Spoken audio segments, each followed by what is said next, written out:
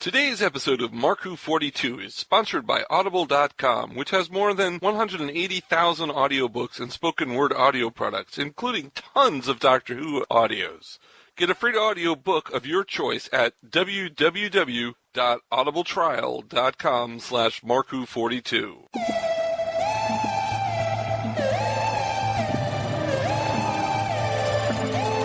Hello, this is Ian Hallard, aka Alan Adale, from the Doctor Who episode Robot of Sherwood, and you're listening to Markwho42.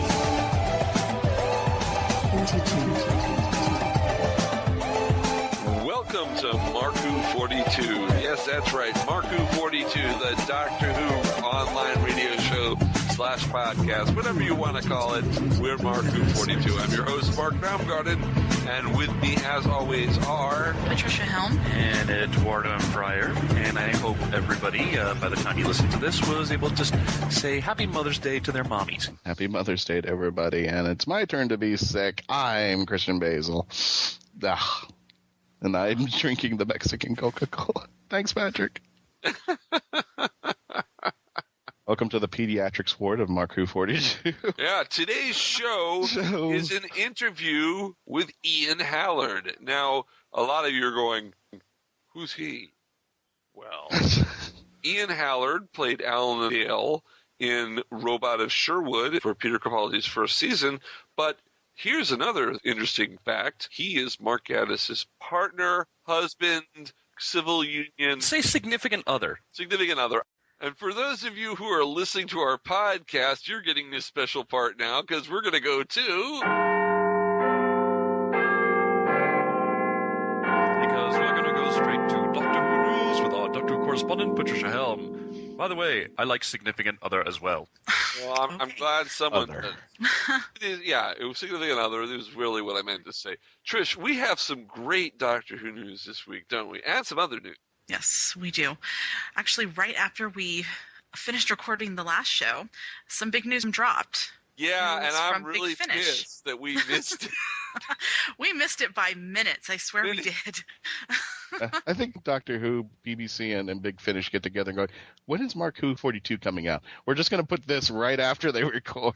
Yeah, I got to agree with Christian. I think there's somebody who listens to this show and is like, wait for it, wait for it, wait for it. Okay, they're done recording. Now, put it up, put it up. Wait for it. Yes. Anyway, Big Finish announced that they have secured the rights to Torchwood. Woohoo! And that they're going to produce 6 new stories starring Captain Jack and the rest of the team, and they'll start coming out in September. The very first one is going to be called Torchwood: The Conspiracy, and it's going to star John Barrowman as Captain Jack. Now, do we know where in Torchwood history these audios are going to take place? Yeah, when you say team, which team? I mean, because if it's before Children of Earth, we could have Ianto. If it's before season 2, the middle of, we could have Owen and Tosh. Well, it just says it's going to focus on different members of the Torchwood team exploring the impact of what a mysterious event has on them. Okay. It didn't say. Oh.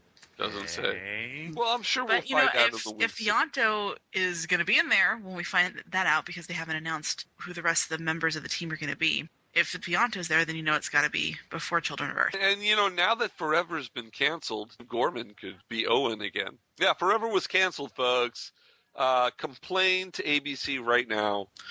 Well, at least did Vern Gorman get to survive before it got canceled? I mean, did he get to survive? Because he... I stopped watching it, but still it shouldn't have been canceled. No, not every immortal character on television can survive. The first story will be released in September of 2015, and then there'll be 5 more installments that'll come out every month. Yeah. Starting in January. So season 1 of the Big Finish Torchwood series comes out soon.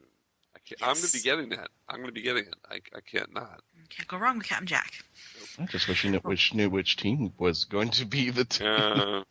Because if it's Ianto, then hopefully Gareth will bring some of the CDs down with them. And maybe the Hurricane Who. And we could talk to Gareth again about the show. Oh, you're making Gareth your CD mule? Oh, jeez. Oh, I got the Lady Soliloquy, Enoch the Traveler, from him. He was giving them out. That's how I found out about Enoch. So that's how we had Lady Soliloquy. He was giving them out, or he was selling them? Oh, he was selling them. I mean, yeah, exactly. Don't say giving them out. That's not the gateway drug to... Torchwood. Well, that's how it starts, you know. That's how it starts. You get one hint, you get one chapter, and go, hey, big finish. I'm on it. Have some. Here's a hint. Go for it. Take one. Drive you mad. At least they're not illegal, and he doesn't have to carry them in an uncomfortable way to get them here.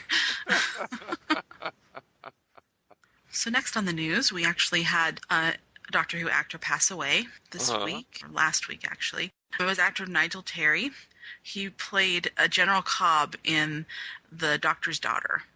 Oh, okay. But he's best known for playing King Arthur in Excalibur, the movie. I loved Excalibur. That was a great movie. I watched that. I have yet to see that. Probably watched it about 10 times. Ed keeps telling me that we have to watch it. It's good. Neve McIntosh, better known as Madame Vastra, she has talked about having a Paternoster Gang spinoff or a movie, and she would love to do either. And she wants something like Crimson Horror because she likes that Sherlock Holmes type of story, and she said that she may have to corner Moffat and beg him to do it. You know, if they can't make a Doctor Who movie, totally make the Paternoster Gang movie and have the Doctor do a cameo in the movie. There you go. I say when she quarters him, she gets in that makeup and then sticks her tongue out at him and then, just threatens him and goes, "You will do this, Or if she's lucky, she'll get Big Finish to do it and she doesn't have to put on the makeup. That's good. What else do we have? All right. Well, I think we have to turn on the spoiler alarm. No. So, Christian, cover your ears. No. Earplugs on.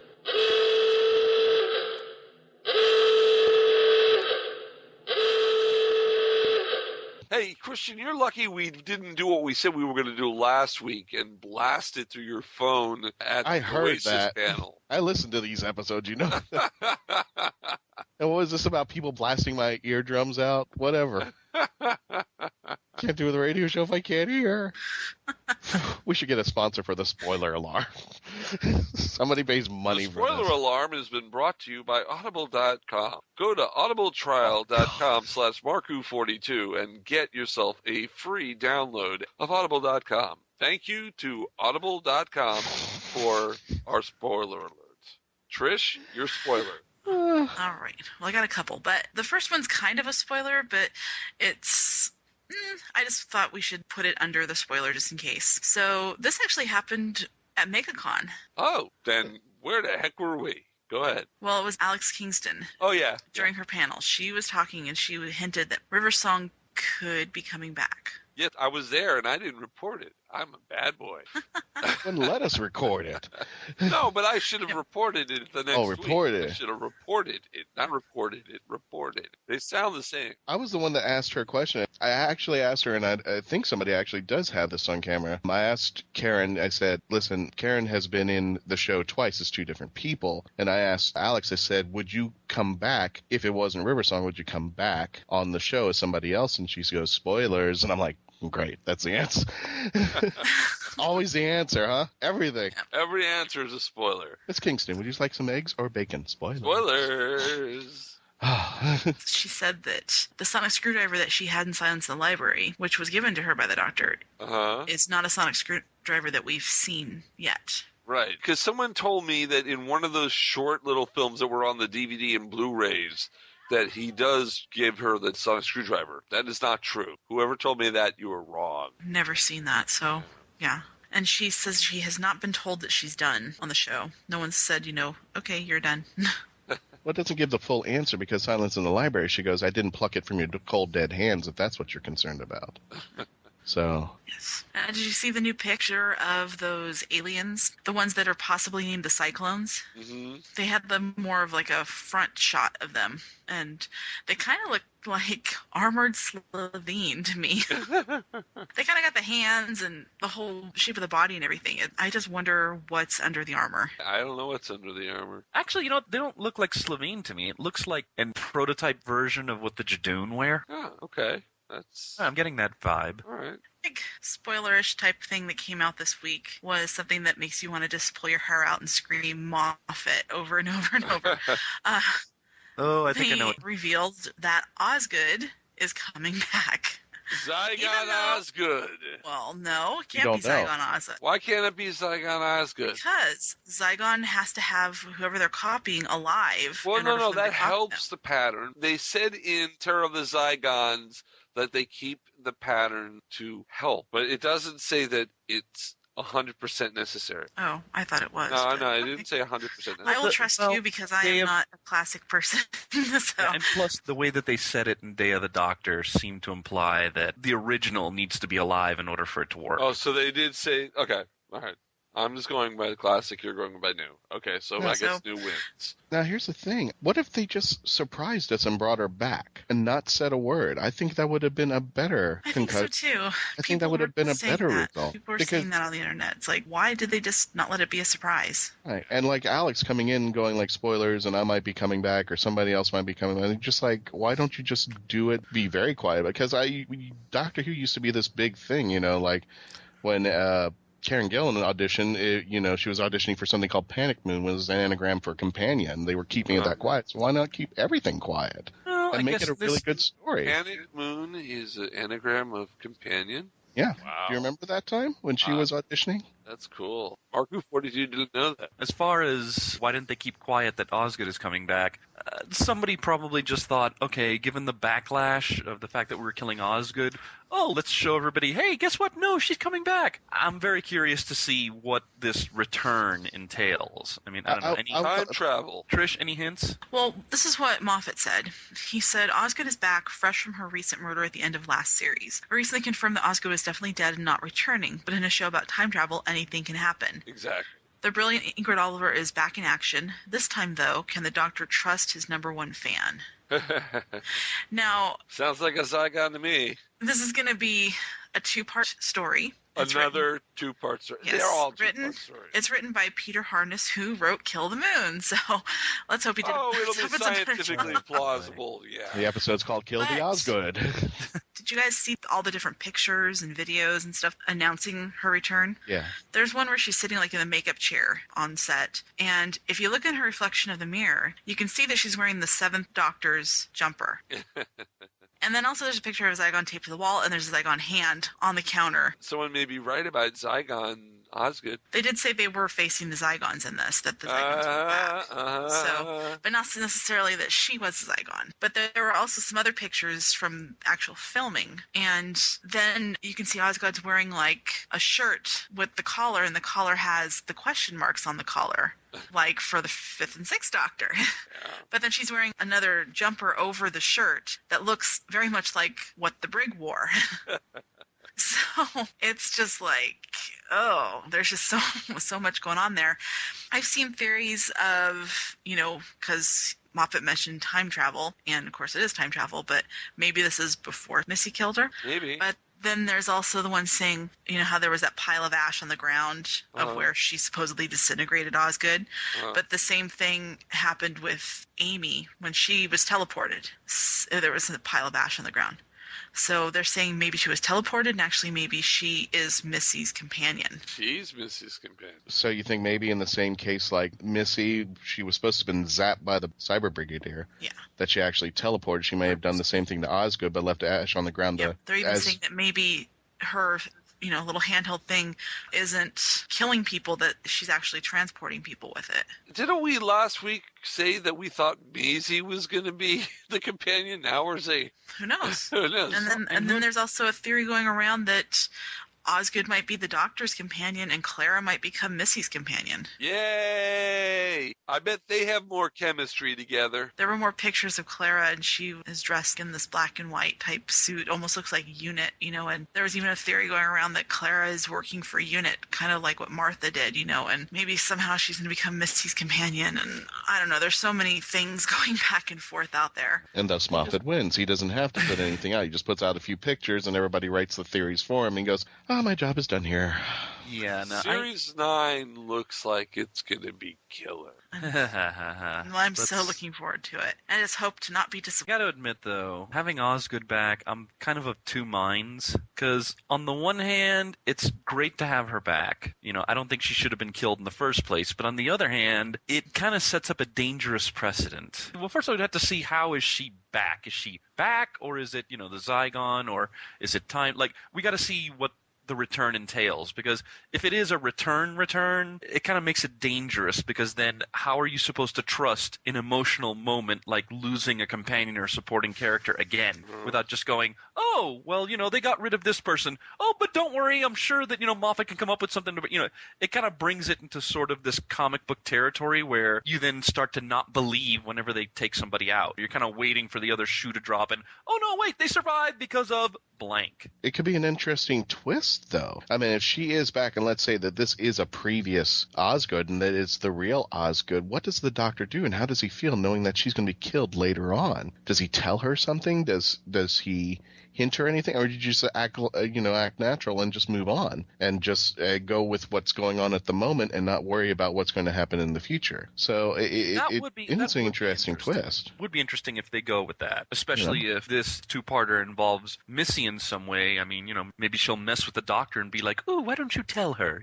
That would be awesome. That would be. It's like, well, I really didn't kill her. Here she is. Type deal, and that might be the bargaining chip that she needs to get the Doctor's influence. I didn't really kill her. I just want to make you feel bad, the same way that she made him feel bad when he didn't find Gallifrey and gave him the coordinates. Yeah, or even like I said, the Master does. Well, like you said, if it's Osgood pre-death, Missy could just mess with the Doctor and just be like, "Ooh, why don't you tell her? Tell her about how I disintegrate her in the future. Leave a neat little pile of ashes you could pick up with a dustbin." If this is a story that's going that way, you can get the feels going already before the episode even hits, how that's going to mess with them.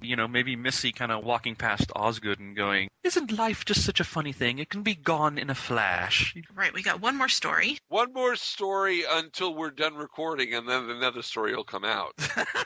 That's how it works, right? That's how it works on this show. They have their finger on the button. They're getting ready to release a new news article that we're going to miss. Go for it. All right, so we are Markwho42, and so we're expanding our universe. Oh, yeah. We're beyond the Hoodverse. Yes.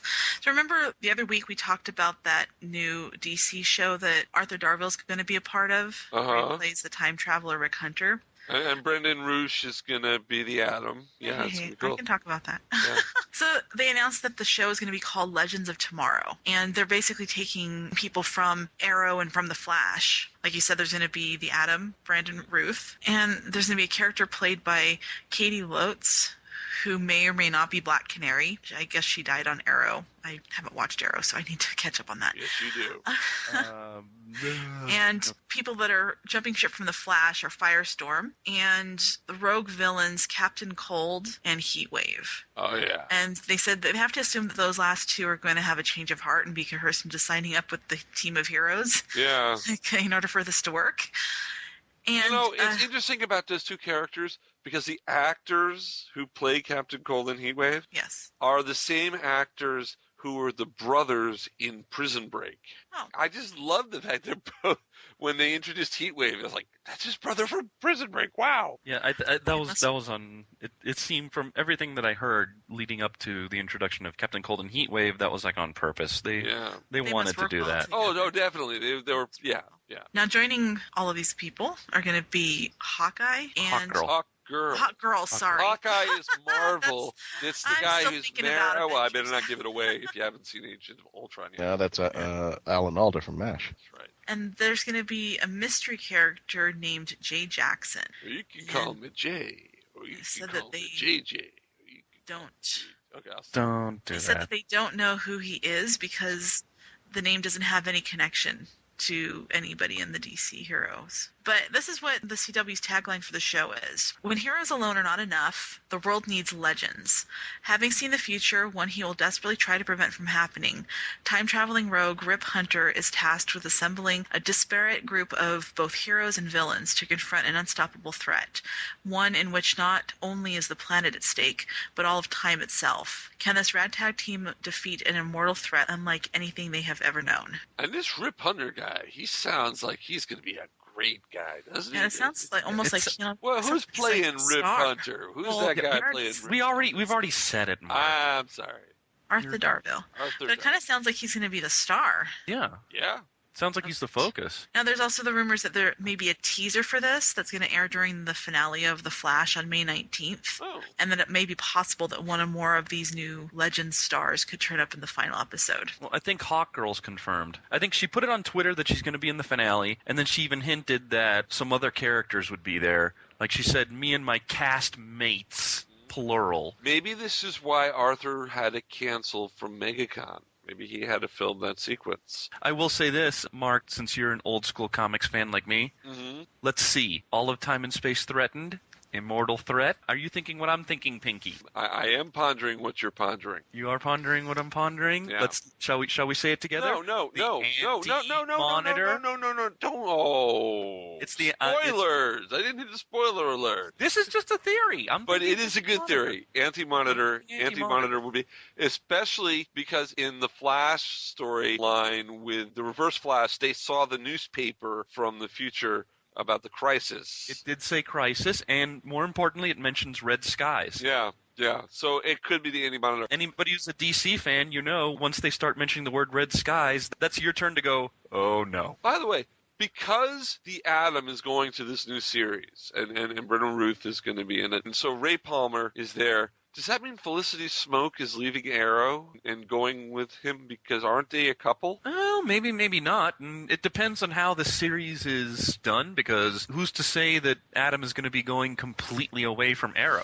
Given that this is time and space, the setting could be such that it doesn't require any sort of really moving around, moving out. I mean, let's see what happens. I don't want to lose Felicity Smoke from Arrow because she's one of my favorite characters on that show. I've also liked the Arrow characters appearing in Flash. Yeah. That's been kind of cool. Yeah, it has been. That's all the news for today, but we do have some birthdays coming up. Birthday!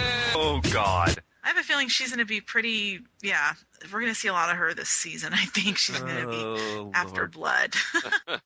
I think her character's a little mad over a couple of things that happened. And hey, did anybody catch last week's episode? Oh, yeah. Her with her daughters, the Sand Snakes? Yay. Yeah. Don't get on Ilaria Sand's bad side. Now, May 16th, we have Thomas Brody Sangster. He played Tim Latimer in Human Nature and Family of Blood. Oh, okay. He was the kid from Love Actually, as he's been known.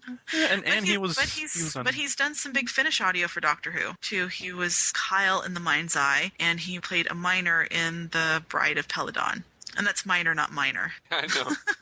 Because there are a lot of miners on Peladon. They working mine. on the coal mine. Exactly. Right. Back on the chain gang. And then finally on May 19th, we have Lily Cole. She was the siren in The Curse of the Black Spot. And hey, remember Thomas Brody Sangster was on Game of Thrones until the end of last season. Yes.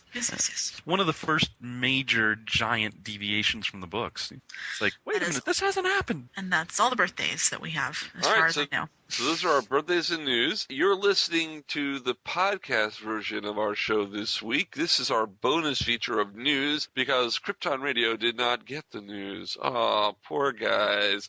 But they got, and you're about to get, the interview with Ian Hallard, which you will love. It is a great interview, and it'll be on right after this. By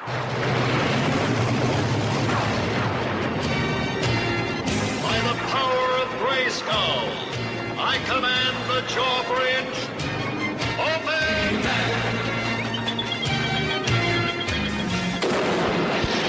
Yes, that's right. We have traveled to Eternia to enter Castle Grayskull. Join Optimus Solo and TFJ and Mike as they find themselves telling tales of Eternia. We cover all things He-Man in this 45-episode-long podcast. You can find us on iTunes and www.geekassradio.com. By the power of Grayskull, we all have the power Tooncast is dedicated to the cartoons we grew up with. 100 episodes and more make up one of the GCRN's most popular podcasts. Join hosts TFG and Mike, Optimus Solo, Terror the Rising Star, and tons of guest hosts. We also have voice actor and writer interviews. Tune in to Tooncast as we look back on the cartoons that defined us as geeks. You can find Tooncast on iTunes and the web at www.geekcastradio.com. Tune in.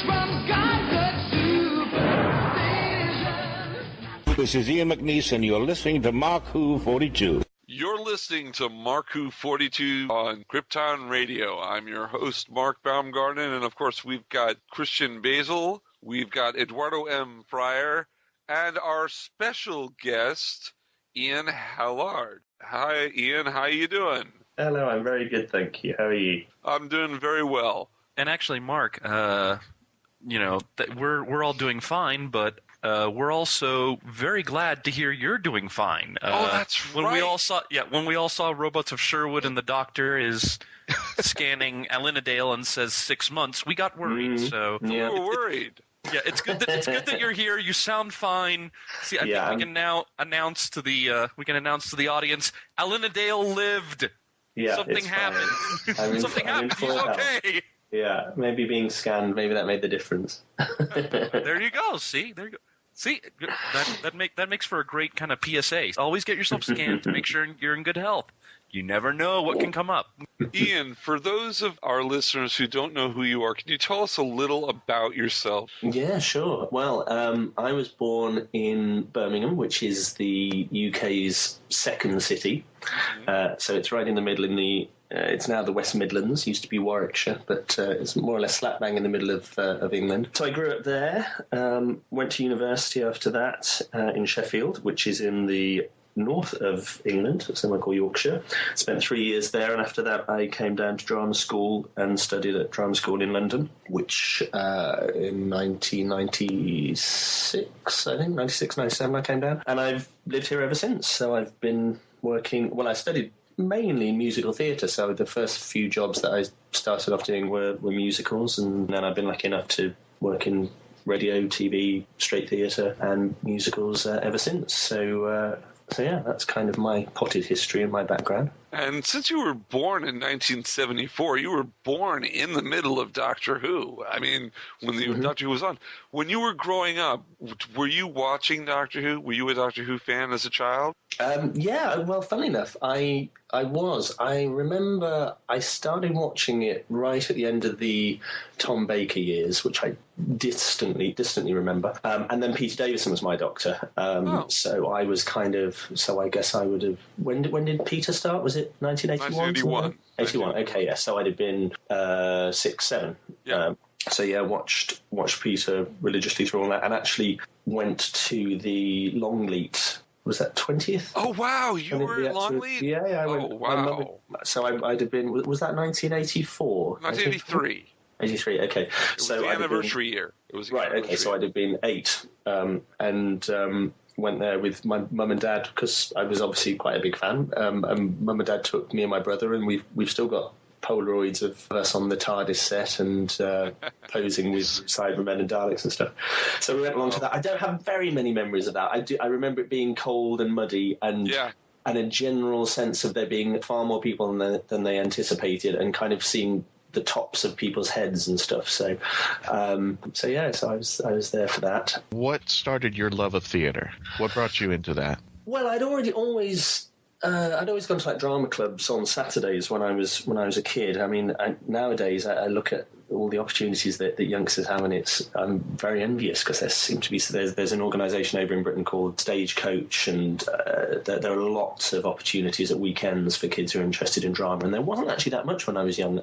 I went to a couple of different drama clubs on Saturdays, on Saturday mornings, and so I did plays then, and just always loved it. I mean, I always remember loving school plays, and I used to get sort of big parts or lead roles in those. And then as I got older, I carried on doing drama at school, but because I was quite good academically, I never actually thought that I would go into it professionally. I always thought, well, it would be a hobby that I would keep up, and I'd probably do it on an amateur basis, and I don't know, go and be a journalist or a lawyer or something and earn some proper money.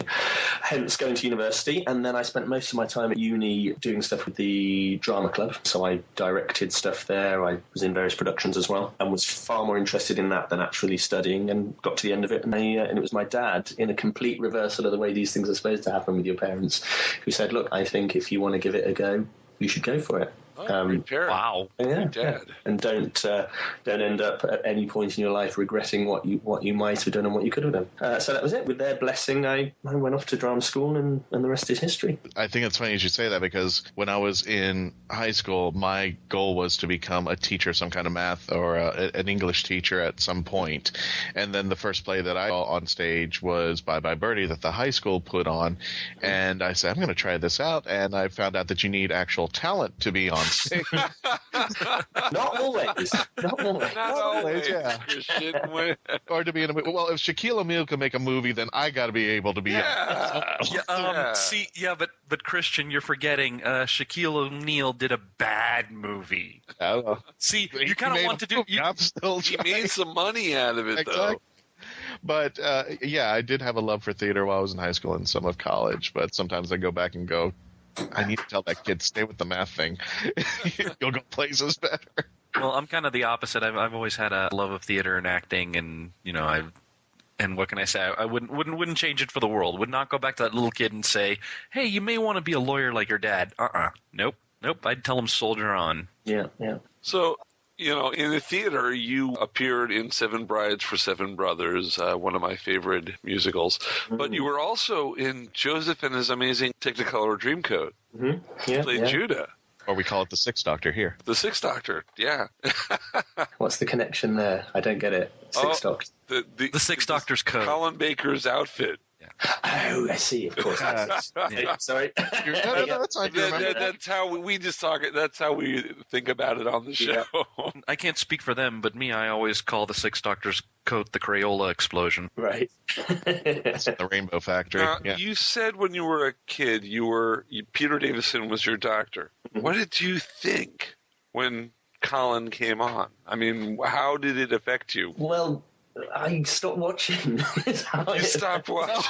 Ow! Yeah. Oh! Ow! Ow! Ow! Ow! No, that was it. That was the end of my time watching Doctor Who. So it spanned end of Tom and then Peter, and I'm afraid. And you dropped Colin. I'm afraid so. Yeah. Going off of that though, what made you drop it? Was it just the fact that Peter was gone, or was there something about Colin's Sixth Doctor? Well, I guess. Well, because I mean, obviously, I'd watched Tom Baker turn into Peter, and that I was perfectly happy with that, and I knew about obviously because I'd watched the Five Doctors, and I knew about the whole fact that Doctors regenerated and that actors changed and everything. I just didn't like him. I'm afraid. And funny enough, we went and watched the Caves of Androzani in the anniversary. Was that last year? It was 2 years ago now, wasn't it? God, it goes so fast. And which was the first time I think I'd watched it since I was a kid, and it kind of got to the end of that, and that's all right. It's all right. Mark's just wandering through with a pot of tea. Go on, you can go. Go on. Hello, Mark. Hello, Mark. They're saying hello. Hello. Hi. We had Mark Geddes on our show. Cool. And he's drinking tea of all things. He didn't hear you say that. He'll kill you though if you don't say Gatiss. Mark Gatiss. You're right. Let me say it correctly. Yeah, no, he was lingering because he wanted to hear what I was going to say about the Caves of Androzani. So now I'm listening on the whole show. Actually, he's writing Doctor Who upstairs at the moment. So, yeah. Is there any way? Okay, can you pop upstairs? I just want to read you could grab something off the word processor. The episode is about Ian. It's more than my life and my marriage is worth, I'm afraid. Oh. Yeah, end of Caves of Androzani. I was sitting watching it, the regeneration, the lines that they gave Colin at the end of the all that changed not a moment too soon. It seemed, even now, it seems like such a massive slap in the face to anyone who liked Petey. Just going to go. I remember it was obviously a bold choice and maybe worked for some people, but I know for this particular view, I just went, I don't like you. I'm not going to watch you anymore. I'm afraid if you're the Doctor. So that was it. I'm afraid that was it. It just seems to happen with every generation cycle. I mean, when Matt left, and now you get the repercussions of Peter Capaldi and some of the fangirls running off, going, "Oh, he's too old" and stuff like that. But I think it brought heart back into the Doctor of where the real core values of the show were back in the classic series. However, have you come back to New Who when it started back up, or did it take some time for you to start all over? Well, no, I watched it because, apart from anything else, obviously Mark was involved with it right from the start, right from when it was announced that Russell was bringing it back and when Mark got the call that he was writing for it. And because I read all of Mark's scripts and give him my opinions, and depending on the setup, and I mean, we've worked together and written stuff together, and I've edited stuff that he's written in the past as well. I've always given him my thoughts on all the stuff he's written. So I inevitably, of course, I watched it, and when it came back, and thoroughly enjoyed it. So I had a big hiatus, but I was back in the fold eventually. Did you go back to the stuff that you missed, that you didn't watch? Like, have you watched some of Colin's stuff? Did you watch any of Sylvester's? No, I can't say I have.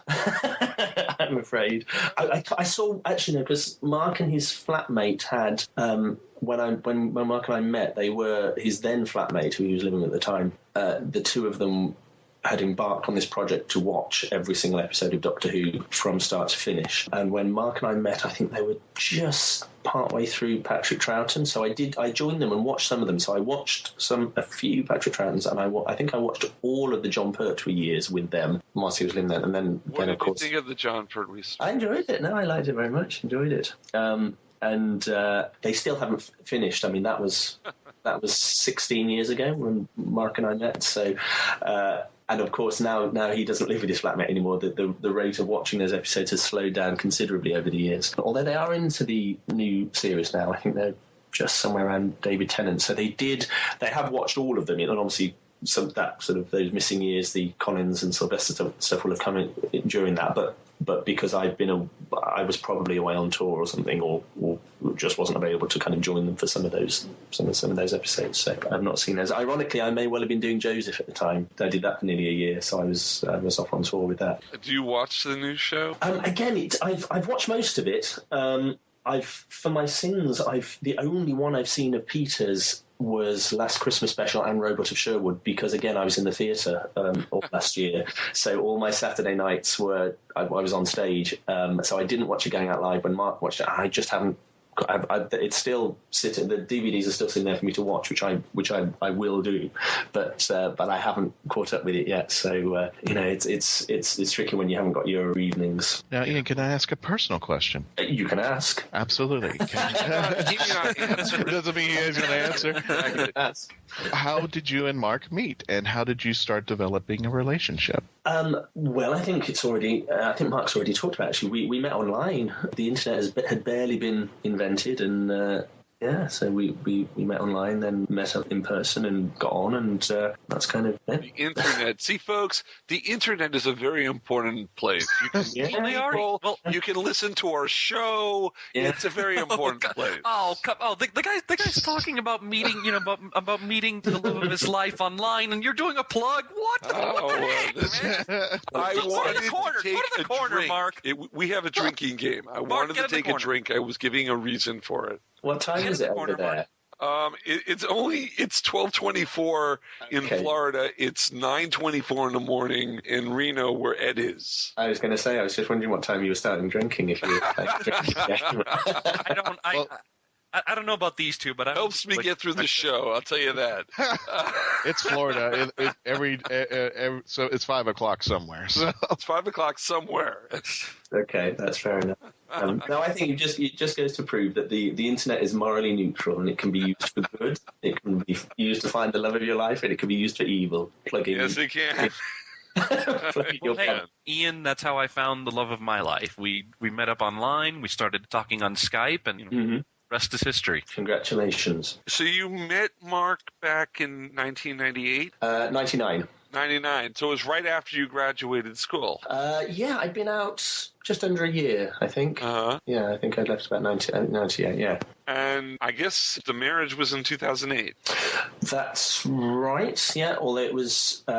we haven't actually, because I don't know how much you know about what the current situation with marriages and civil partnerships is over here. We're actually... They're just starting to allow, marriages in America, and I wasn't sure how it worked in England. Yeah, well, we actually, the last Labour government brought in civil partnerships, which were effectively gay marriage under any other name, but to appease certain religious groups in Parliament, they didn't use the word marriage and used civil partnerships. So we actually had then that was in 2005. So we had our civil partnership in 2008, but we called it a wedding, and we always say that we're married. And as of, was it last year? The government actually brought in marriage, so you can actually now get married as a gay couple as well. And for a small administrative fee, you can put in an upgrade, and you can have your civil partnership converted to a marriage, which some people have done. Are you going to have yours upgraded? Like it sounds like Cyberman. Cyberman upgrade. Go.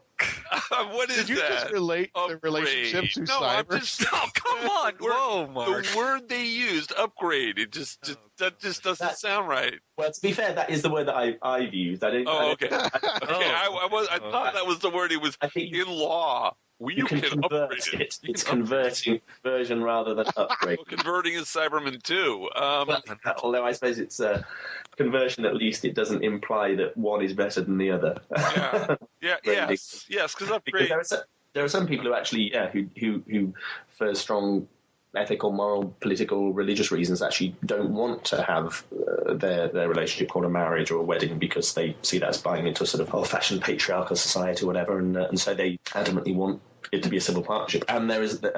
Equally there are some people who are campaigning for civil partnerships for heterosexual people because they don't see why it should only be the gays who get to have civil partnerships. But there we go. So now, if you want a divorce, it's no longer a divorce. The Cyberman walks in and goes, delete, delete, delete.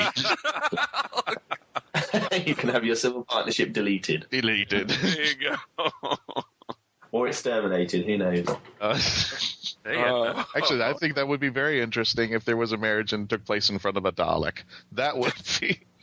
I bet it'll have happened. I'm sure we're getting to that point. Do you take him to be your lawfully wedded husband? You will now exchange the rings? Exchange the rings? All right, Ed, that's enough. Okay. So, Ian, besides acting, you also write. Mm-hmm. You co-wrote with Mark. You co-wrote The Big Four. Mm-hmm. You've written for... I guess you've written for Poirot. What is the draw to writing when you're an actor? Well, I haven't actually done that much writing. I've had a few offers over the years. I've always been more interested in acting, and the writing stuff I kind of fell into really. I've always said actually I'm more of an editor than a writer, having done it sort of unofficially with friends just asking me, saying, "Oh, can you just have a look and get at this script and see what your ideas and thoughts are?" And obviously, Mark, when I first met him, was working with the League of Gentlemen, So he had a collaborative team in process, and most of his stuff was done with his writing partner, Jeremy. So when the League kind of stopped working together so much, or indeed sort of stopped altogether in the early 2000s, and Mark was writing stuff on his own, he kind of, I think he sort of appreciated having that sort of outside eye and just having someone to bounce ideas off. And certainly with the Poirot episodes, which we collaborated on 3, that was very much a joint effort of us kind of working through plots and deciding how, because they were all adaptations, so we had sort of source material, which in some cases... because it was right at the end of the series, they'd left the most difficult or badly written books by actors still there. So certainly by the time we got to the Big Four, there was a lot of work to be done on them. So it was a lot of discussion and talking about that. So I've always said I'm an editor rather than a writer necessarily. But then certainly when it got to the Big Four, the last one of the Poirot adaptations we did, simply because it was genuinely a sort of 50-50 split. I'd sort of do a draft, then Mark would do his version of it, and then I'd do my version. We'd go back and forth between the two, so the producers only felt it was fair that we had a joint co-writing credit on it, whereas before I'd been credited as script associate because there was already an official script editor on it. I love the Poirot mysteries. Mm-hmm. how's the actor David Suchet?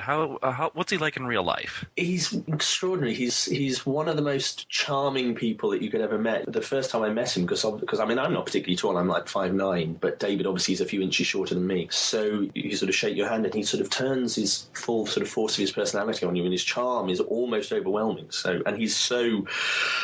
obviously, he's been playing Poirot for 20, 25 years. Obviously, he's not doing it anymore, but up until very recently. So he's so steeped in the character, and as he sort of relates himself and as he explains to you at the read-through, when he has the little moustache on, then he is Poirot and he talks in the voice and uses the accent.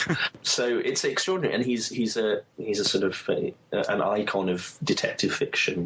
So it was really thrilling to write for him, and then also to work alongside him and act with him as well. So no, it was great. It was brilliant. Now, I'm sure our fans want to know how you came across the role of Alan Adale and what it was like working with Peter Capaldi. And I'm also going to throw in another name because we just interviewed him recently, Rusty Goff. Okay. They don't really want to know about that, do they? A little. That's one of the reasons we've got you here. Oh, I'm sorry. I've completely misunderstood. Then you've got me under false pretenses, quite frankly. Wait a minute. How did we get you onto this? Oh, Doctor Who. Okay. Yeah, Doctor Who. Sorry. Okay, right. I'm with you now. Well, Andy Pryor, who's the casting director on the show, I've known for a little while, and he'd cast me in An Adventure in Space and Time, which he'd suggested that I come in for, which was the previous year. So then when the part of Alan Adale came up, because Andy knows I sing and I've done sort of musical theatre and stuff, and obviously there was going to be part of it that was singing, that they suggested me and got me in for that as well. So obviously lovely to play such a kind of, again, an iconic part of English folklore. The whole Robin Hood story is a big part of it. It's something that everyone growing up knows and is familiar with and loves, really. And the chance of being in a sun-dappled glade, which we were amazed that it said it was sunny in the script, and then almost unheard of for Cardiff, especially. It was about this time of year as well. It was April, so we were thinking, yes. And then it was sunny and gorgeous for the entire length of the shoot, so we were very lucky indeed. Now, what was it like working with Peter? Brilliant.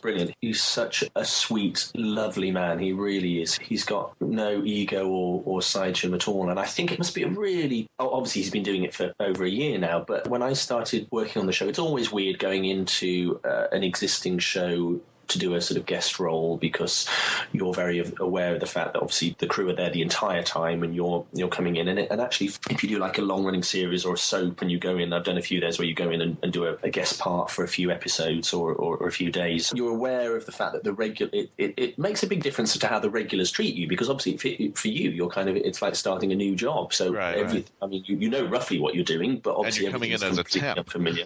Yeah, exactly. It is a bit like that. And so it's really interesting to see how the regulars or the leads on the series then treat you. And I'm not saying that anyone has ever treated me badly, but obviously there are different levels of effort that people can make to welcoming a new person to the cast or to the company, because they're potentially, some of them are doing it every single day. It's someone new. And it all comes from the top. It comes from the lead and from Peter, who's the leading man. And it occurred to me when I was there, when I was sitting in the makeup truck the one day, and he came along and he was saying hello, introducing himself, and really being incredibly friendly and welcoming. I thought it must nevertheless be slightly weird, because obviously I don't know whereabouts in the run of episodes Robot of Sherwood was filmed, but I think he'd only started playing the part in like January, and we filmed it in the April. So he was simultaneously the head boy, but also the new boy, because every other person, some of whom had been there from the very beginning with Christopher Eccleston, has done this job longer than him. So even Jenna obviously had done it for a whole year long. So I thought that's a really tricky thing to do, because you kind of know that that's your responsibility to be that sort of head boy and sort of welcome people, but also you don't want it to suddenly feel like, oh, well, who does he think he is when we've all been doing this for 15 years? But he handled it brilliantly, because he's an incredibly kind, charming man, and he was lovely. And I think possibly maybe because as his career has progressed, he's played character parts and supporting roles less than he's played leading men. So maybe that's a new experience for him. Maybe it's something, I don't know. Never asked him how much he enjoys that or not. But unlike someone maybe like David Tennant or Chris Eccleston, maybe who are more typical leading men, and who kind of their careers have sort of, that has been their careers, so they're maybe more used to it. I don't know. But he's lovely. He's brilliant. He's always so generous. I volunteer for London Lesbian and Gay Switchboard Switchboard, which is a charity here in London, a helpline, and Mark's done a couple of fundraisers for us, and we did one last autumn, and it was the 40th anniversary of the charity, so we wanted to make quite a sort of a splash and a special one, and we asked various people, and some people were available and some people weren't, and we were just kind of trying to work it all out. And then Mark, comparatively late in the day, because he just thought, oh well, he gets asked to do so much, asked Peter if he'd be one of the guests, and Peter said yes straight away and was brilliant. Absolutely brilliant. So I have nothing but respect and admiration for him. He's a lovely man and a brilliant actor as well, which is good. Helps. Yeah. Before we continue, just can you tell Mark bless you for us? Yeah. I was gonna say if you could say bless you, you know. For sneezing. Yeah. We heard him sneezing. Oh really? Oh, I missed that. Oh, there we go. I will. I was too busy. It's on audio forever. Yeah. Actually, well, because I've got my headphones on, so I probably it's blocking out the sound. Those are good headphones. I will tell him. I will pass it on. We'll have more with Ian Hallard right after this here on Krypton Radio. Attention all Whovians! While you're waiting for the new episode of Doctor Who, start your own adventures with a book from Markwho42 Books. They carry unique and rare books at affordable prices.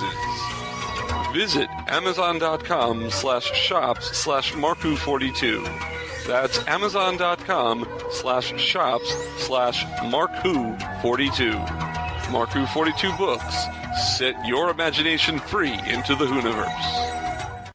Say, Jarvis, is it that time? The house party protocol, sir? Correct. The Pull Bag is GCRN's comic book review and discussion-based podcast. Join me, your host, TF2 and Mike, and the rest of the GCRN crew as we make our way through the comics we are reading. Inside the Pull Bag, you'll also find back-issue classics and origins episodes of how we got into comic reading. You can find the Pull Bag every Wednesday on iTunes and on www.geekcastradio.com. Make your great escape into comics and jump into the Pull Bag today. Jarvis. Hey. All wrapped up here, sir. Will there be anything else? This is Ingrid Oliver, a.k.a. Osgood, and you're listening to Markwho42. This is Markwho42, and we're back on Krypton Radio with special guest Ian Hallard, who played Alan Adale in Robot of Sherwood. You mentioned working on An Adventure in Space and Time, the Doctor Who docudrama. You got to play Richard Martin, the gentleman who directed the first appearance of the Daleks. What was it like playing like a real person and somebody who, well, is such a major part of Doctor Who mythos? Well, the strangest thing about that was, I don't think that was the part I actually went in and read for when I went in for it. I think it was one of the other directors or whatever, and it was Andy who then suggested that I played Richard instead. But the biggest coincidence is the fact that Richard Martin was the first TV director I ever worked with when I was at drama school. Oh, wow. I'd not only met him, I'd worked with him, and he'd been the first person to direct me on our TV project, because obviously most of the course you're doing, it's for theatre, but then there's a term where you actually film your own sort of, it was a 15-20 minute film, and it was actually Rich, I think it was his own house that we used as his location. So we went out, we all drove to this, and there was an orchard nearby. It was shot in the summer. It's beautiful. So met Richard and his wife and everything. So it was very strange all these years later, and Richard was going to come down. I don't think he was available for the read-through, but because Mark had asked various people who had been in the show at the time to be in the big party scene for Verity Lambert's Leaving Do, and obviously that Jean Marsh and Annika Wills and various other alumni from the era had come down and did that, and Mark had basically asked everyone who he could think of who was still with us, and Richard was going to do it, I think, and then he was ill and couldn't make it, so I didn't actually see him, but he did ring to have a bit of a chat, because he was one of the people that Mark had interviewed long before writing it, so obviously he had no idea I was going to play him then. He did ring the house to speak to Mark about something after I'd been cast, and so we had a quick chat, and he'd remember, and obviously because it had been 16, 17 years beforehand that we'd done the filming, but he remembered the shoot and everything. So it was funny. So I said to him, well, I'll try not to make it too much of a caricature. But the thing is, because he's actually, I mean, he's a lovely man, but he's very flamboyant and quite camp. I mean, he's obviously happily married heterosexual man. But I think, I don't know if I said this to him, I probably wasn't brave enough to actually say it to him, but I did say to Mark and to Terry, who was the actual director of Adventure in Space, I was like, I think I'm actually going to have to tone him down a bit, because obviously it's not a big part. And if I actually do him as kind of dramatic and theatrical as Richard is in real life, people will be going, what the hell's this? What's he trying to do? So we had the cravats and the waistcoats, which obviously he wore then and still wears to this day. But I did think, well, I'm not going to try and do an impression of him, because I think people will just think he's just doing far too much in this comparatively small role. But yeah, so it was lovely that there was that little link and that connection, because obviously when I worked with him at drama school, I had no idea that he'd had any kind of connection with Doctor Who, or that I would indeed go on to play him. So yeah, very strange. Thanks to Mark with what he writes, you've done a number of movies and TV shows that Mark's been involved with. You were in Sherlock. Mm-hmm. I mean, right there, that's a big thing. You were in Reichenbach Fall. Yeah.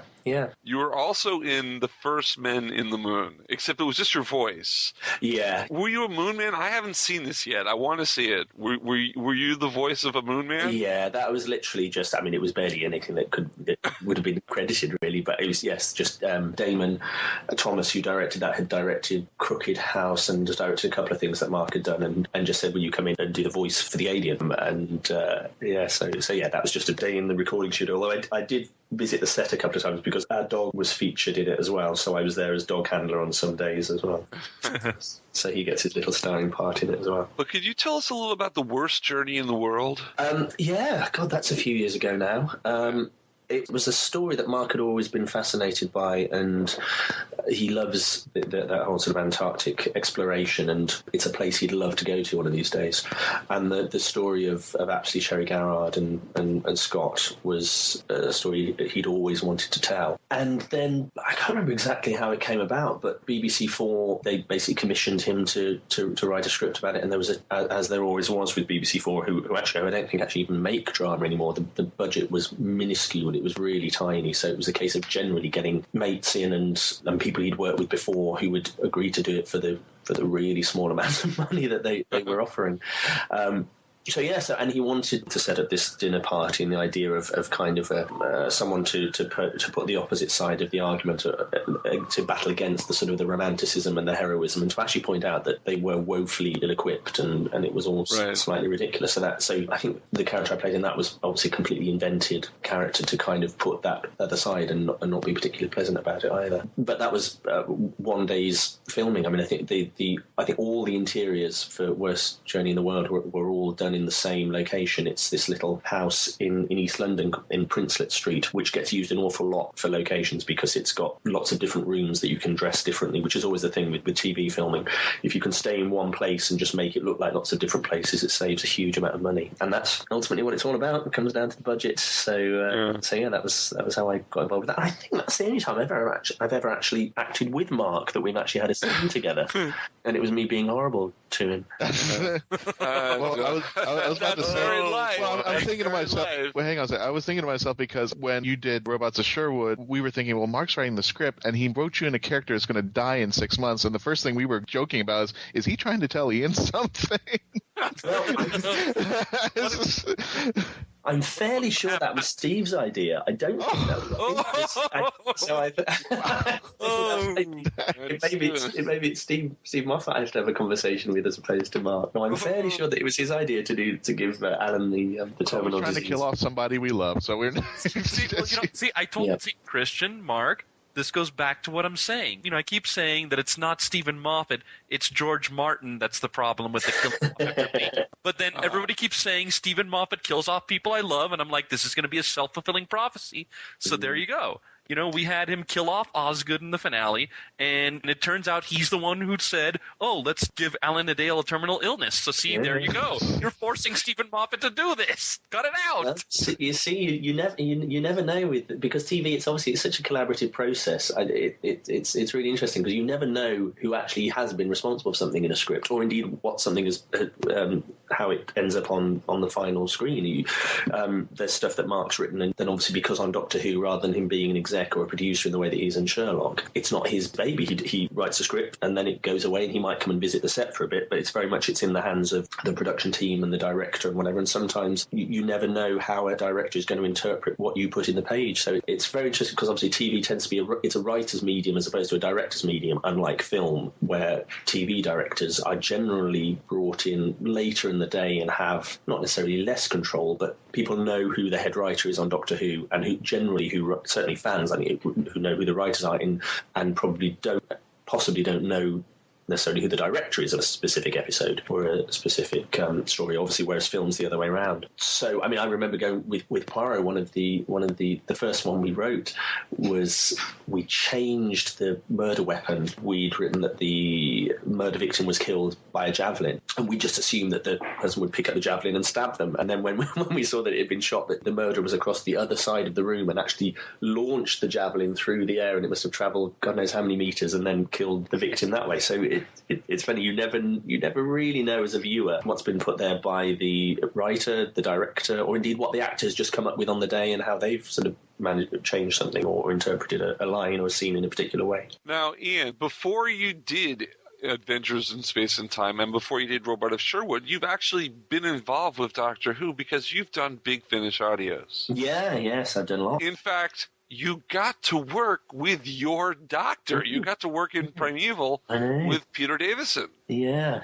I think that was the second one I did. So I've not listened back to it recently. I'm sure I'm not very good in it because, like any of these things, it's a technique and it's a skill, and I feel I'm much more confident. I'm much better at doing them now than I was when I started off. But yeah, no, that was a real thrill to work with Peter, and I've got to know him more sort of socially since then as well. But I think that might have been the first time I met him, and also Sarah Sutton as well, which was very strange because I was kind of her love interest in the story.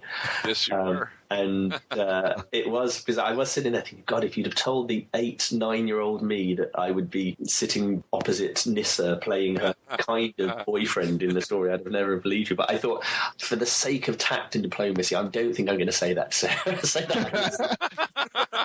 okay. The three of us have been thinking that this whole time you've been saying that. You got to work with Paul McGann as well, the Eighth Doctor, in Invaders from Mars and A Company of Friends. Yes, right. Yeah. You've done some Gallifrey stories. Yeah. And you actually were in A Storm of Angels, one of the Unbound. Yes. Yeah. And I listened to most of these, and I love Finish. I think Big Finish is a great place for Doctor Who. It definitely filled the years when it wasn't on the air, and it's continuing to be a great source of Doctor Who material now. They're lovely guys to work for, they really are, and I know it's a continual struggle for them to actually kind of fight against piracy and actually be able to afford to make them. Right. So, I mean, they've got someone I think who now pretty much works full-time trying to sort of track down people who are uploading stuff for free, which I don't get why you do that, why you would pay for something and then just stick it out there for everyone to kind of just have for free, because you kind of go, they're a small company and they have very sort of tight profit margins in terms of trying to get full cast things in, so it's a pity, but yeah, no, they're really lovely people to work for. I've had great fun. I mean, I've done another one which isn't out yet, but the last one I did was did one a couple of months ago with Katie Manning, one of the Iris Wildtime. So love Iris. I've got that. I'm sure that hasn't come out yet, but I'm intrigued to hear that because actually I was playing a faded rock star in that, so I got to sing again in that. So I sang about 3 or 4 songs as part of the. Cool. Thing. So so that'll be fun to listen to. And I remember particularly the Gallifrey one because I went through a period where all of the characters I played died, which is quite good fun. It's quite nice doing gory death scenes. But that I know the Gallifrey one, it was a lot of fun, but it was really exhausting because there's a sequence where my character kills himself or tries to through I can't even remember why he had to kill himself, but I think I had to drink poison, and that didn't work. Then I tried to. Well, I did. I bit my own tongue out so that I couldn't speak. Oh, and then I was trying to crush myself in a kind of a closing electric door, and it was in the summer as well. And I just remember being in this booth, kind of ridiculous way to earn a living. You think? But there's me gargling away with no tongue, going, pretending that I'm being crushed by an electric door. And I was quite sweaty when I did that one. But it was fun. It was good. I think that one came out quite well. I remember being quite pleased about that one. It's funny you should bring up grisly death scenes. And, we've been talking about work that you've done, but let's do a little kind of what if. Mark has done, Game of Thrones. He was in this past season. Is that something you would want to do? Would you want to do that show? If I was offered it, I can't imagine I'd say no. Yeah, I mean, it's got a huge cult fan base. I mean, it's, again, this is the thing. I'm a bit ashamed to admit it, but I've never really watched. I've literally, I think Mark's more or less the same. We watched the scene that he was in, just because it's such a major commitment. You kind of feel like suddenly watching it. If you were going to watch it, you need to kind of go back to the beginning. And I'm sure we will one day. But it's like there's whenever someone recommends yet another brilliant American TV series that you absolutely have to watch, we've still not watched Breaking Bad, The Wire, and so they're all those that they're on the list to watch. We've managed it with a few. We've just finished watching The Comeback, Lisa Kudrow's HBO series, which we love. So that was great. But so I don't know. I know nothing about it other than Mark plays a banker in it. Yeah. Well, no, and there's lots of sex and murder and stuff. Yeah. I like I said, I used grisly death as the segue. Yeah, there's a lot of people die in that show. And they die in Christian Mark, what do you think is the best way I could put this?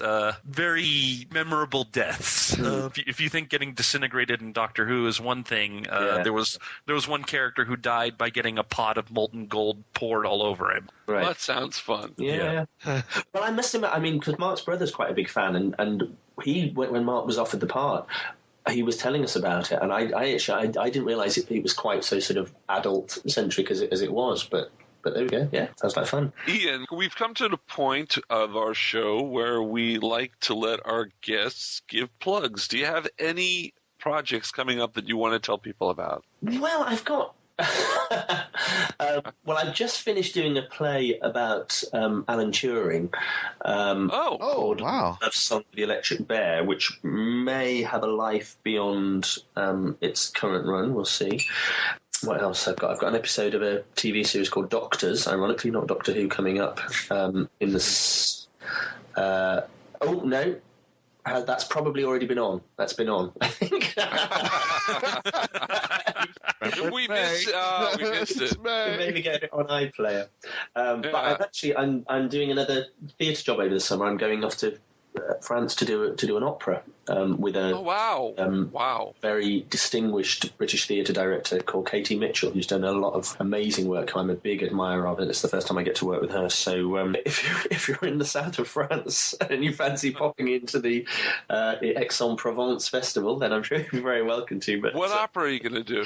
It's a Handel opera called Alcina. It's about two sorceresses who lure sailors to their island, have sex with them, and then turn them into rocks and animals because they have no further use. That's the way an opera should be. Okay. No, I was in Mephistopheles, and I was in The Magic Flute when I was a kid in New York in Lincoln Center. So, it's cool. Yeah. I like opera. Ian, where can I find this island? I've never done opera, but I did do a lot of stage work. Got to punch out my drama teacher. Oh, really? Yeah. But I think he got me back the next year because I did a thing on stage and a guy got to beat the living daylights out of me. So okay.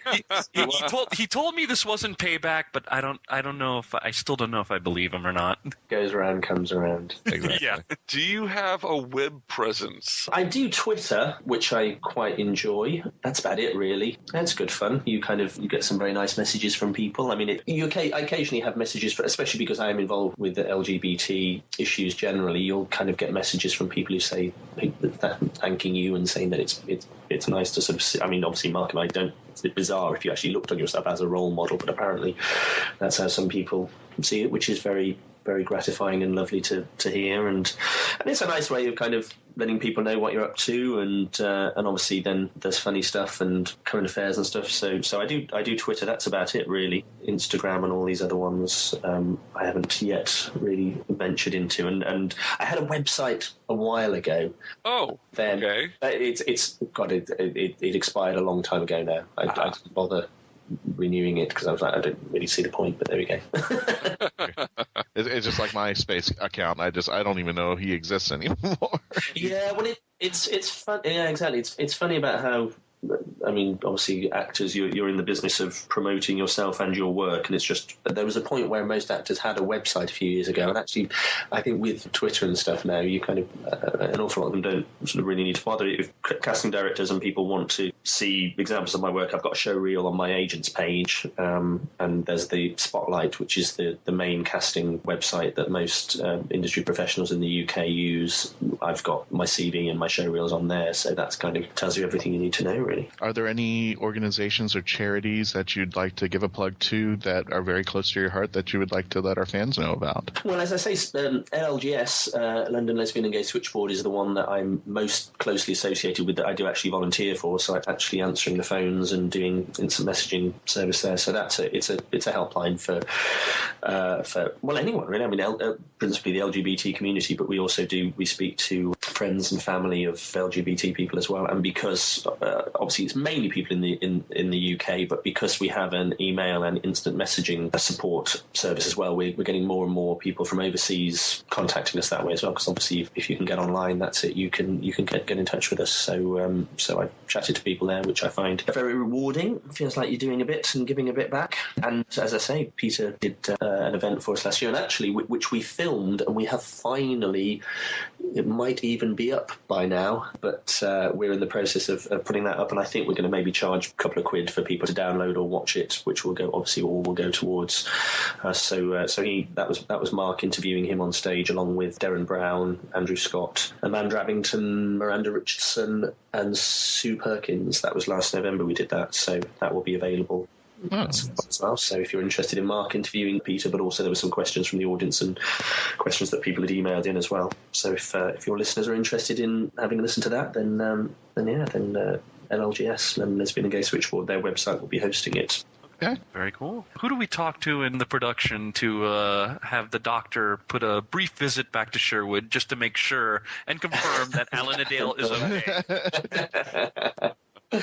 Well, I suppose. Well, Steve Moffat's the big man. He's the one that ultimately all the big creative decisions go via him. So he'd be the one to to direct the request to. Oh boy! Although, given he was the one who gave me the terminal illness in the first place, I don't know. Yeah. Oh, is that something you want to announce?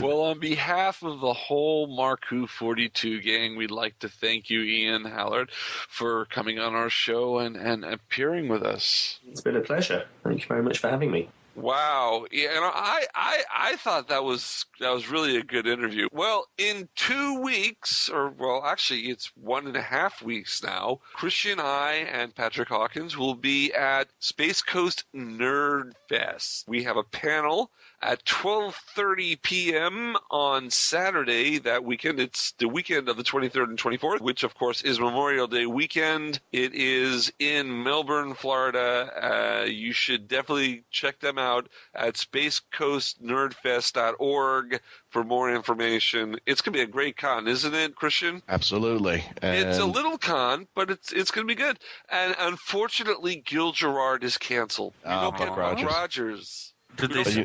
Was there any indication as to why? I'm not sure why. I really don't. But well, I hope he's okay. It's in the 25th century. But there will be some walkers from Walking Dead, along with some cosplayers and Markwho42. Yeah, I think if you think about it, that makes us the big guests. We're the star. No ego there. We're Markwho42. No ego. No, we're not. Yeah, you gotta love how humble he's being. I'm being very humble. But we are giving the Melbourne coast, and a lot of our friends and fans have gone online and on our site and PM'd me and go like, Christian, we don't have a Doctor Who presence at any of the cons that come over here on the coast, and you guys are going to be the first. So happy to represent, proud and happy. Oh, definitely. Definitely. That is cool. And hey, actually, Trish and I got some big news. Hi. On October 17th and 18th of this year, we are going to be part of the inaugural Great Basin Geeks Expo. Oh, wow. It's going to be over in Reno. It's going to be at the Reno Town Mall. And this is going to be first year ever. It's going to be a con put together by the group Great Basin Geeks, created by Markwho42. And yeah, we're definitely going to be a part of it. And we're helping to plan it. And this is his first one too, so it's going to be... So you're going to be at their infancy. Yep, yes. Exactly. And this first year it's going to be free for people to go so that everybody can just, basically exposure, just... Well, yeah, and good exposure, Christian. Oh, that is good exposure. Yeah, and this weekend is a double treat for people in the Reno and South Florida area because this weekend we have 2 Weekend TARDIS meetings. We have Weekend TARDIS Reno on Saturday and Weekend TARDIS, the original, in Davie, Florida at Ye Old Falcon Pub on Sunday. Isn't that right, Trish? Yes. Yeah. We are gonna be watching the 8th Doctor movie. And I think we're doing Night of the Doctor, aren't we? Yes. Oh, cool. What people should do is go over to the Weekend TARDIS Reno and then fly over the next day to Weekend TARDIS. Oh, definitely. Oh, boy. Definitely. They're going to have to do a red-eye flight for that. It's beautiful. Yes. We'd supply coffee, but I don't think you could take it with you through security. Yeah, for more information, go to our Facebook pages or go to tardis.markwho42.net and you can get information. What are you going to show at your meeting, Mark? Well, it's a secret. No, we're going to show the 5th Doctor's reboot, and then I've got a documentary which I'm planning to show, which is all about Doctor Who fandom. It's called Who's Changing? An Adventure in Time with Fans, and we're going to be watching that. Should be fun. Cool. And we might have some trivia, too, Tess. We like doing that. We're still deciding what game we'll play with. We have to kind of end the meeting a little bit early this week because right after the meeting, we're all going to a Reno Aces baseball game because it's Star Wars night. Oh, wow. Hi. Wow, that's cool. Whovians represent with your screwdrivers. Yeah. Yes. Whack the ball out of the park. But it's a big event with Great Basin Geeks, so we're all going. And one last thing, if you want to plan for the future, it's a doubleheader, speaking of baseball, a doubleheader weekend in October, and you happen to be in the central Florida area. There are 2 events. The weekend prior to Halloween will be Time Lord Fest, and the weekend of Halloween will be Hurricane Who. I will be projected to be doing both. I haven't confirmed if Mark's coming as of yet, but Markwho42 will have a presence in both events. Well, I definitely will be at Hurricane Who. I'll be selling my books, and we'll be there, and it should be fun. Time Lord Fest, if I can get off from work, maybe I'll show up. I think at least Patrick and I will be representing. Yeah, Patrick and you will be there. At Time Lord Fest. Yeah. Don't forget that near future, and at the end of June, Trish and I will be at RageCon, and at least one of us will be hosting a round of Cards Against Gallifrey. But remember, that's for the big people. Now, for us to sober up, because we have been drinking a lot in the last 5 minutes talking about all these self-promotion events, we're going to go, folks. Don't forget, and I guess we get to drink some more, don't forget to go to Facebook, Markwho42, tweet us at Markwho42, go to Geekcast Radio Network, FloridaGeekscene.com, go to Markwho42.net and join the Whoniverse Army, and go to iTunes for older shows. I mean, we are everywhere around the net. Isn't that right, guys? Yes. But of course. Apparently in the United States. And by the way, I'm just looking up right now, right before we leave. Let's see. Check to make sure there's no more news. Hold on. Wait, let's see. Well, let's see. Hold on. I'm bringing it up right here. And so far, no. So far, they have not. They have not. I'll give it a minute. Another one. You know what? I'm going to spoil the secret. Come back next week. We have Katie Manning for you. So, I'm spoiling it. Come on. Do not hit that alert button. Do not hit that alert button. Katie Manning. Yes. So come back next week for that. We will actually. And you know what, Mark? If I can jump on what you're saying. Not only do we have Katie Manning, but she solves the mystery of the unit dating controversy. She does. She really does. Actually, I don't think anybody else has ever solved this.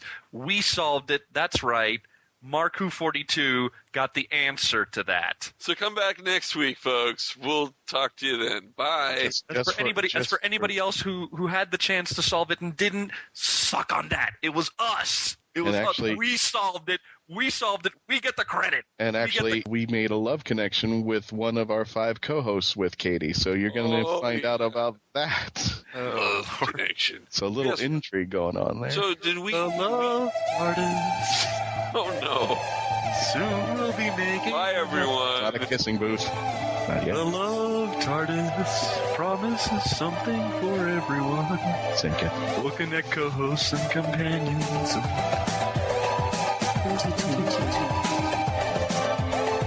Markwho42's Hooniverse has been written and presented by Mark Baumgarten, Patricia Helm, Eduardo M. Fryer, and Christian Basil.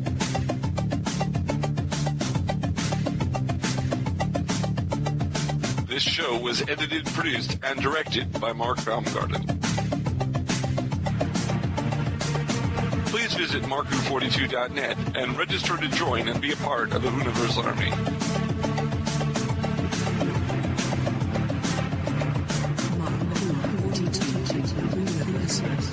We can be contacted by email at mark@markwho42.net with the subject line ?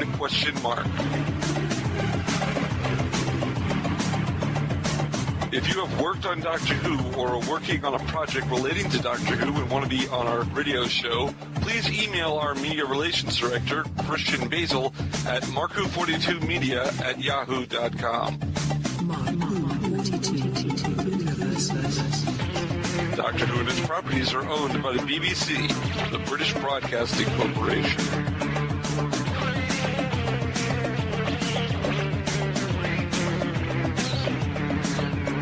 This show is owned and copyrighted by Mark Baumgarten, 2015.